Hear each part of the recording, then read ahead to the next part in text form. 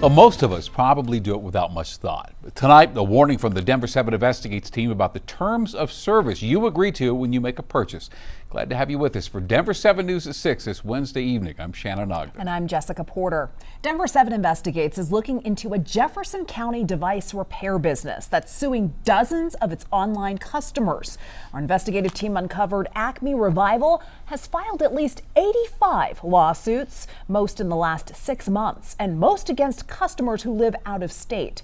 Some of those customers reached out to our consumer investigator, Jacqueline Allen. And she went to the business to see for herself just what's going on. So we're at Acme's facility here in Conifer, Colorado. In the foothills of Jefferson County. Devices do get repaired at these white tables. Acme Revival seems like any other small electronics repair shop. Yeah, so I started at Acme in 2020, right in the smack dab of COVID. Piles of supplies, electronic devices, and lawsuits. Well, that part's different. Court records show Acme Revival is suing dozens and dozens of its own customers. Owner and CEO Logan Beck. Why so many cases in such a short amount of time? Well, I will first say that these aren't customers. Customers pay. In a news release last year, Acme Revival described the issue as device abandonment, saying customers send devices, but once they get the bill, don't pay and don't want their stuff back. This at first was a logistical issue because we're having to store hundreds of devices in these facilities, but eventually it became a financial one. At times, 30 to 40% of our customers were delinquent. But now some customers are reaching out to Denver 7 Investigates to say there's more to the story than customers just not paying.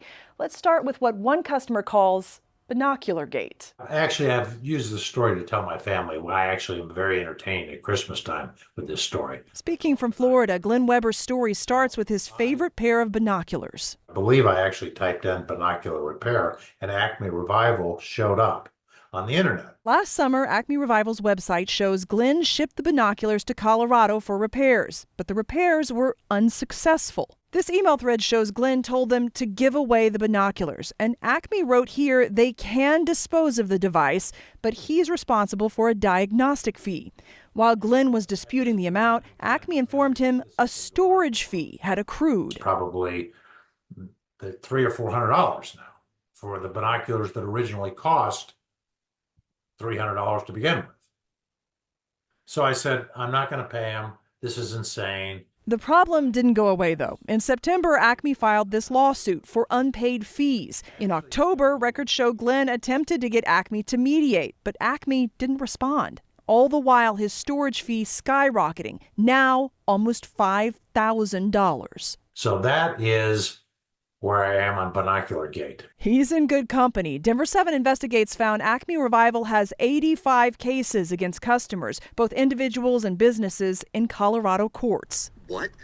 It's just, what do you do? Including David Leary in New Jersey. He sent in a projector used in this gym for children with special needs. So when you said no, they kept charging you for storage fees? $25 a day. So how much did they want you to pay? The last number that I recall was $3,450 or something. His attorney, working pro bono, is countersuing in a New Jersey court, alleging fraud and theft, stating the entire scheme is designed to leave unwitting consumers with the impression that they have no choice but to pay what amounts to an illegal ransom. And as we allege in the complaint, there's these hidden terms, which you really have to be hard-pressed to find. I, at one point, was getting 5-10 phone calls a day. From people all throughout the United States telling the exact same story. It looks like it's similar issues, similar stories. The Better Business Bureau in Colorado is also hearing these stories, initially giving Acme Revival an F rating after receiving dozens of unresolved customer complaints, and not just about storage fees. People are saying on the whole that they're sending their equipment in, usually to be remanufactured or repaired in some way, and either they're not getting the equipment back, or it's coming back and it's not fixed, or they're being charged these fees for storage and things like that that they weren't aware of. Since Denver 7 Investigates started making calls, the rating has been changed to not rated because the BBB says Acme Revival is now working to respond.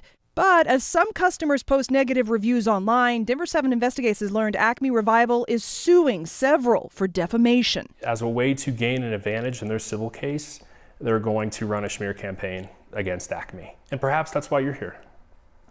You think that I'm here to run a smear campaign?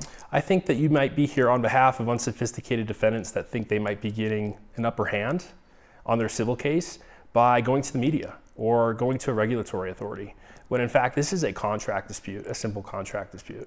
Logan Beck defending his business practices, saying Acme's initial customer email clearly discloses storage fees and gives Acme the right to pursue unpaid debts in Colorado. We want to work with the customer to settle this. We don't want to take it to trial. How many cases outside of that have settled? I don't know the specifics. Dozens? Yeah, I would say that's fair to say. Are the storage fees the moneymaker here? I find that to be just an absurd allegation.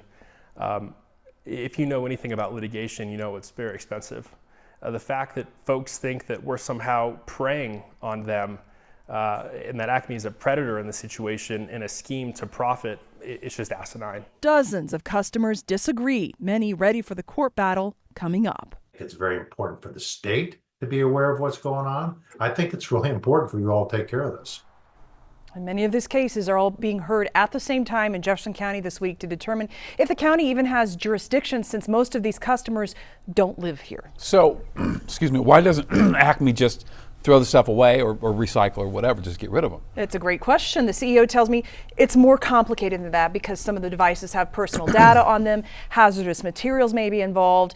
Ultimately, though, he says their mission is to repair electronics, not dispose of them, even if it's something as simple as binoculars. And Jacqueline, you found that the Attorney General might be getting involved on this. That's right. The AG's office cannot confirm or deny any ongoing investigation, but we have seen letters to and from the AG's office about Acme's practices. And I did talk to the AG about businesses that sue for defamation in relation to negative reviews. So we will break that down tonight at 6:30. Oh, fascinating. All right. Rare to hear from a business owner so candidly as well. Yes. Thank you, Jacqueline.